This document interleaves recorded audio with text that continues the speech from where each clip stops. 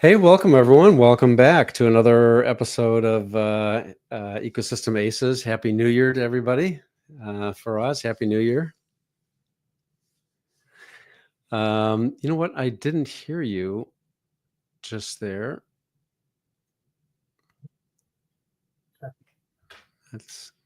Now you're. Yeah. Now I can hear you. Yeah. So let's try it again. There we go. Okay, you can hear me. There we go. Perfect. Okay. Happy New Year, Chip. A little technical glitch just to start off the year. So yeah, I can't believe it's 2025. I mean, this is crazy, huh? I know. 2024 flew by, and now we're into 2025, and I'm looking forward to a great year. Yeah, absolutely. So I'm so excited to be joined by Faraz Siraj. Faraz, welcome. Welcome to the podcast. And Faraz is VP of Global Channels and Alliances at Fortra. And gosh, Faraz, you've had a long career in, with a number of, you started 15 years at Cisco, and then been with RSA, Code 42, and a number of tech leading technology companies, and in partnerships, and now for the last 3 or 4 months with Fortra, and some really exciting things happening at Fortra. I'm looking forward to chatting with you about it. Fortra is really interesting. It's sort of a combination of a number of different companies, so I'm sure there are complexities there as well that you'll tell us about. But welcome.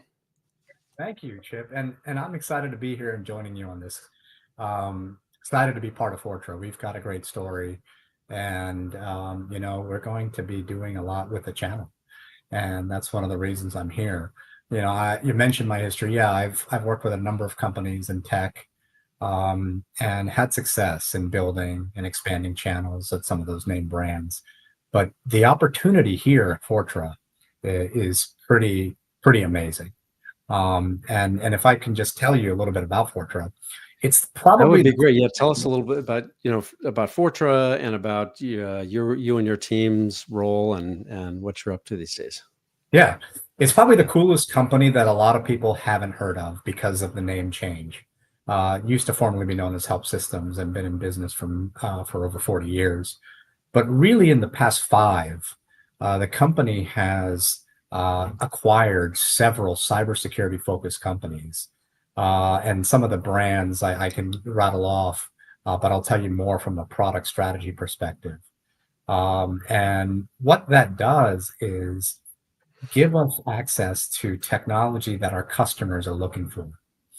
And when you think about security, it's not as simple as a front door, and you got door locks. It comes in from all angles, and you've got to be ready to mitigate your risk and allow yourself to operate on a day-to-day basis. And that comes in many forms of emails protection, data protection, infrastructure protection. I can go on and on. And Fortra has the ability and a comprehensive portfolio to help address those needs. And it all starts with the ability to understand your security posture. So, what are the different companies that have pulled together? What was the sort of strategically what was it to fill in? And you mentioned this, like product areas, different product capabilities, and I'm curious also if these started off as, were they something that you started off as partnering, and was there that element to things, or was it just something in the market you said, hey, this is a company that we think would really be complementary to our offerings to customers? I think it's always been about looking at products and companies that would complement what a unified solution would look like.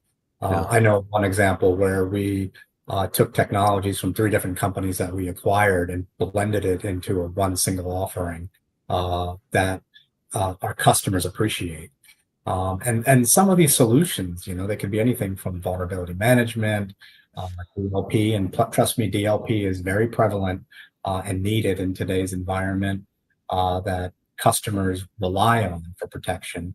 You've got data classification, email protection, phishing protection, uh, Mm, and even managed services. We bought a company called Alert Logic, and that has MDR and XDR technology that we can help utilize to our overall product offering. And then you've got interesting um, other types of security offerings like security awareness from our Terra Nova acquisition. That is very important. Uh, People need to have awareness and training on security in itself as they go to day-to-day operations. And then one other uh, area of protection that really comes to mind is offensive security. Some of the acquisitions we've made with companies like Cobalt Strike and Outflank really enable us to get ahead of the game and show companies where they have gaps. And you've got to look at it in several different angles. It's not just defense, but there's an offense to it too. So it's really to put it all together so that our customers have options. And at Fortra, we have over 30,000 customers and growing. We want to give them options because there's several different layers that are involved. well, it's fascinating, and I'm, it's got to make partnering tough. Yeah.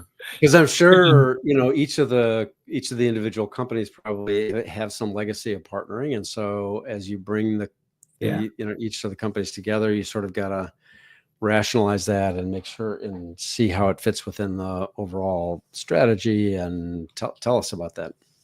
Yeah, no, Chip, that's a great question. And it does. But, we've got to look at it as partners together and approach it with the opportunity that's in front of us. Of course, as we put companies together, we had partners and legacy partners only representing one product or maybe a couple products. But when they can see the opportunity to partner with a Fortra that has got such a comprehensive portfolio, that's only revenue dollars that they can help generate and be a part of, Right. because Right. these partners are trusted advisors to the customer. And if they have won them over with one particular product line, well, they can win them over representing the whole portfolio Mhm. because we will help them in navigating that journey. And we want them to come along with us and adopt our products from a services standpoint, delivery standpoint, integration, implementation standpoint. We do that today around the world, but not with all products. But we're getting there, and the journey is pretty clear cut. We want our partners to be on board and try to represent as many products as possible because it helps the customer in the end. Well, as you're describing that, it makes me think of, it's almost like the ultimate co-selling, right? Yeah. Because now you've got you're co-selling with partners, but now some of those partners they're actually part of the company as well, and they have a larger product offering to talk about and bring value to customers, as you're saying. How do you think about enablement then? I would think that's probably a challenge to get those existing partners up on the new capabilities as you bring new companies on board. Yeah. So that to me, it's a journey. I've said that word a couple times, and it takes time. But I think the best thing to do is, first of all, you start at the grassroots level by showcasing what exactly are we talking about for these new products, what makes them sell, what's our ideal customer look Hmm. like. And that's really talking sales to sales, technical to technical, so that both parties can go to market. They can learn from us. We have certifications and we have training. We have Fortra Academy, but it's got to go in concert together so that our partners can be equipped with the knowledge.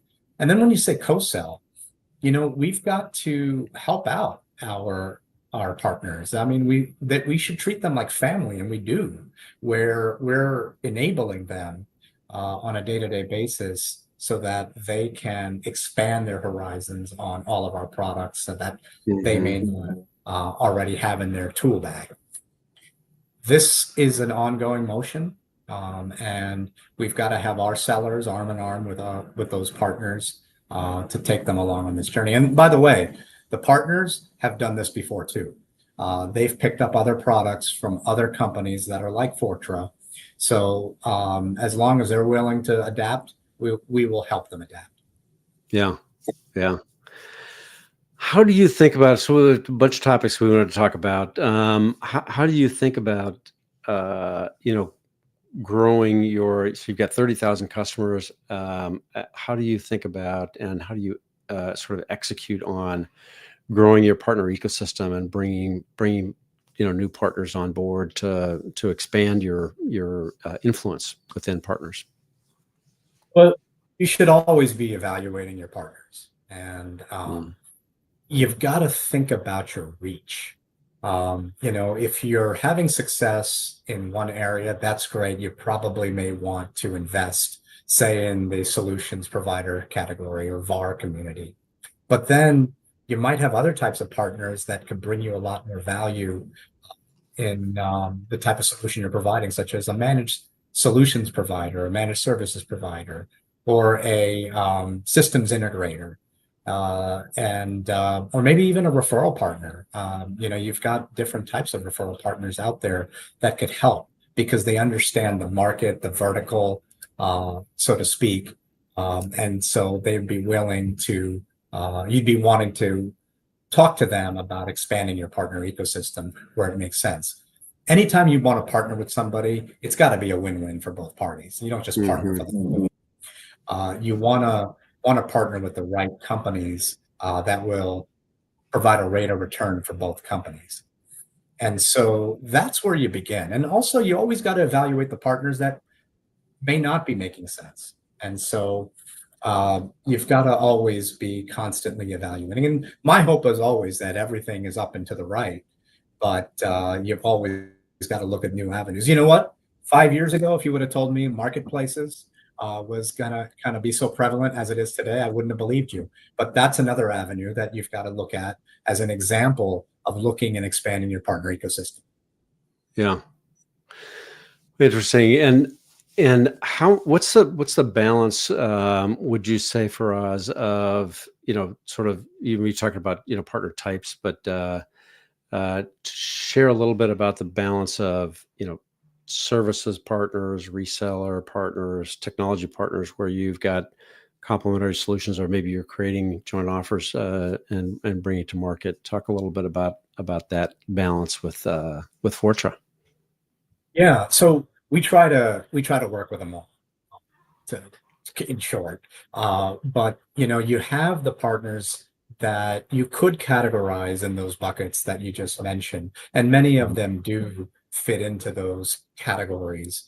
And you always want to make those top tier partners by market or region or by segment the best that they can be. But then you also have other partners that can do all of those things, and they cross the spectrum of those buckets. Mhm. And then you've got to More figure. and more these days, right? That's right. There's a lot of consolidation in our industry, Yeah. and there were some announcements over the holiday break that we Mm. saw in our industry. But yeah, you want to be able to provide, work with those partners that can provide those total solutions. And, as a customer, it's not easy to navigate anymore. You don't have the bandwidth to go out and talk to all these people. You have your trusted advisors, and those trusted advisors are relied upon at the customer level to provide them advice and help guide them. And that's what partnering is all about. We want to help guide those partners and trusted advisors to the customer and do it jointly. So, um, I'm curious about, and we sort of think about the life cycle of partners, of, sort of co-build, co-market, co-sell, Mhm. and how you're going to market. Uh, on the co-build side, how does Fortra think about, you know, capabilities where you have a partner that may have something, you know, maybe they have existing customer base, or you have an integration, and talk a little bit about how you think about those kinds of partners, and what the process is. Do you have a sort of ecosystem product roadmap? Are they working with your product teams? How do you manage that process? Yeah, we have product teams and we have development that we're always working with, and they're evaluating the types of products that will help um, our own as well as our customers on their journey, and where we feel would make the most sense based on feedback from customers and our own technology teams. Yeah. We invest and integrate with the types of products that make the most sense. I mean, these days, and it's no secret, I mean, part of our solutions have a lot of Gen AI and ML built into it. And so you've got to pick the right types of technologies to do the co-build with, and then go to market. And so that's what we look at. I mean, it's not nothing trivial, but it looks we look at it as to what would benefit the customer first. Yeah. Yeah. Makes sense. Start with the customer and what's needed, Work and backwards. work Yeah. backward. Yeah. Yeah. Yeah. I mean, and Uh, I mentioned Gen AI. I mean, that is a very interesting opportunity, but it can be something that you have to be scared about, because you've got good people using it for the right reasons, but then you have bad people using it for the wrong reasons. mhm. And so I think we are scratching the surface with it right now, in terms of where this will go. As an optimist, I hope it goes in the right direction. But as a security person, I always got one eyebrow up and I'm Yeah. watching what's happening, and to make sure the bad guys aren't going to use it to the detriment of anybody else out there. Yeah. It's really true. And it's, it's a challenge, because I think until the sort of current generation of AI, you had software it was kind of like direction. Like you give the a product, program direction. It was like, if this happens, then go do this. And with AI, it's a lot more sort of amorphous, and I think a lot of even the people that build the LLMs and the lot you don't really know exactly where it's going to go. Yeah. And so Yeah. from a security standpoint, that's pretty daunting. Yeah, yeah, no, it is, and it makes you want to rip out your hair to see what could possibly happen. Yeah. And so again, I think that's a to be continued, Yeah. and we've got to be on our toes, just like any part of security. You don't know where the next threat is coming from. You don't know where the possibilities are. You just got to have that awareness to again do your best to detect and aggregate and mitigate risk. Yeah. So I want to uh, dive in a little bit more on just the uniqueness of Fortra, and how you've pulled uh, uh, different companies together, 20 different acquisitions, right? Over time. And, one of the challenges working with partners is, how do you bring solutions together, and how do you work together on opportunities where there might be multiple partners working together? Now you have not only that challenge with partners, but then you have multiple sort of operating companies, and I'm not sure how much you're sort of bringing them all together, or letting them operate individually, but there's a lot of complexity to the sales process, I would think, with not only with Fortra, but also with partners. Yeah, well, with every possible problem, there's always a solution and or an opportunity. Yeah. And probably the best thing I would tell every partner or anybody out there is that there we register opportunities specifically, not accounts. So when you've got a partner that's representing one of our products at, say, XYZ large New York bank, well, now you have an opportunity to go represent the 25 other product lines and be specific about those opportunities, because there's different decision makers and departments within that company that you could Hmm. possibly be talking to. And it would make sense for you to learn these and go position them, because you probably have a good relationship with your customer already. And but on the flip side is, we're honest with you to tell you that we're telling that same message to all of our partners. So they also want to represent products into that account or others. So we want everybody to have an opportunity, first and foremost. And we also want to protect them. And we protect them by deal registration. There's no other way to do it. By alerting us on the opportunities, and we will know that we have a partner in there. And so it shouldn't be seen as so much of a land grab, but it should be more about being strategic about where you're going to find those opportunities. And Fortra will be there to help them in a co-sell motion. Yeah. So I think that's the best way to manage that. And I just, again, I'm excited about that opportunity in particular. Yeah. Yeah. Co-sell has really become so important these days. I think, years ago and in the days, you cut your teeth at Cisco for many years, 15, 16 years. And, it was really, partnering was more about, oh, you're going to go sell my product, right? It's, I've got a product, you're going to go sell it. And now it's, there's a lot more of that. I've got a product, you've got a product, you've got a service. We've got, there's complex solutions that come together. You get cloud providers, and you're responsible for bringing that all together, for Fortra and your partners. Yeah, and you know what? Let's bring it down several notches. It starts with knowing each other. Yeah. If rep one and rep two and their partners, get to know Yep. each other. Get to Yeah. know who each other is and what they do. Okay, it's not just a one-way street. I'm gonna go provide software, you're gonna provide services. Who do you know? Who do I know? Let's Hmm. make a joint action plan when you do the first deal. And that's where co-selling begins. And then you ideally have success, and success is contagious. You want to go get more. Yeah. And you want to be able to have that co-sell motion to be repeatable.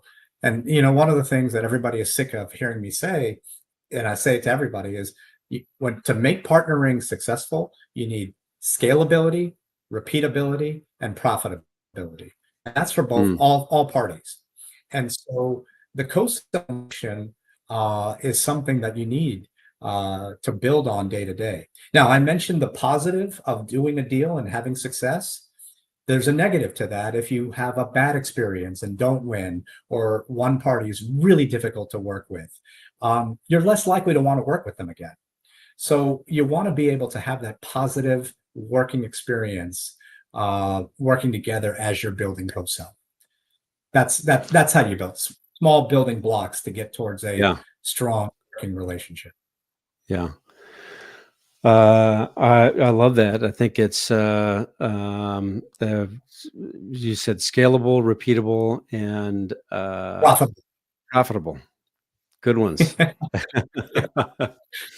Yeah. And because that goes back to the, what's in it for me, and really understanding the goals, and the benefit, and what is in it for the partner, right? To make sure that your goals are aligned, and that they're as excited about working together as you are.